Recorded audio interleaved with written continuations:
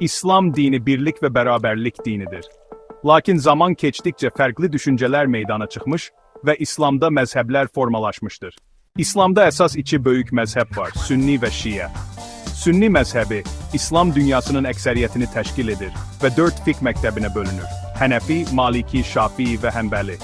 Şiə məzhəbi, Peyğəmbərimiz və Əhl-i Beytə xüsusi ehtiram göstərənlər tərəfindən formalaşmışdır. Əsas qolu İmamiyyə Cəfəri məzhəbidir. Bu məzhəblərin hər biri eyni Qurana inanır, eyni Peyğəmbərə tabedir və İslamın əsas şərtlərinə əməl edirlər. Fərqlər isə əsasən fiqh, siyasi baxışlar və dini liderlik məsələlərində yaranmışdır. Lakin zamanla ortaya çıxan bəzi cərəyanlar İslamın saf təlimlərini təhrif etməyə çalışmışdır. Vəhabi sələfi əqidəsi İslamın əsl dəyərlərinə zidd olub, məzhəblər arası nifaq salmağa yönəlmişdir. Bu cərəyan təkfirçilik, bidət damğası vurmaq və digər müsəlmanları kafir elan etmək kimi ifrat fikirlərlə İslam dünyasında parçalanmaya səbəb olur. Onlar Peyğəmbər və Əhl-i Beytə qarşı hörmətsizlik edir, məzarları dağıdır və İslamın ruhunu yalnız zahiri qaydalarla məhdudlaşdırırlar.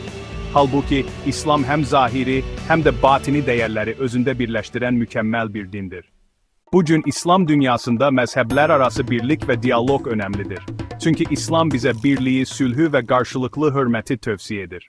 Əsas olan, məzhəblər fərqli olsa da, İslamın təməl dəyərlərinin dəyişmədiyini anlamaqdır.